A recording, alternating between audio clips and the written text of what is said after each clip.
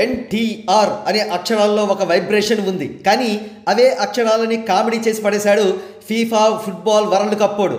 వాడు చేసిన చీటింగ్ని చూసి మోసం గురు అంటూ తలలు బాదుకుంటున్నారు కొంతమంది పిఆర్లు. వివరాల్లోకి వెళదాం.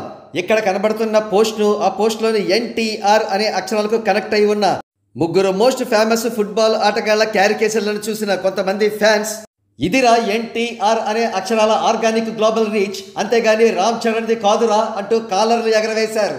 అయితే విత్ ఇన్ నో టైం వారికి భయంకరమైన షాక్ తగిలింది. కేవలం ఇండియాలో మాత్రమే ఆ పోస్ట్ దర్శనం ఇస్తోంది. మిగతా దేశాల నుంచి చూస్తుంటే మాత్రం ఆ పోస్ట్ కనబడడం లేదు. ఎల్లో రెక్టాంగిల్ చూడండి, ఆ పోస్ట్ కనబడుతోంది. ఇది ఇండియా అన్నమాట.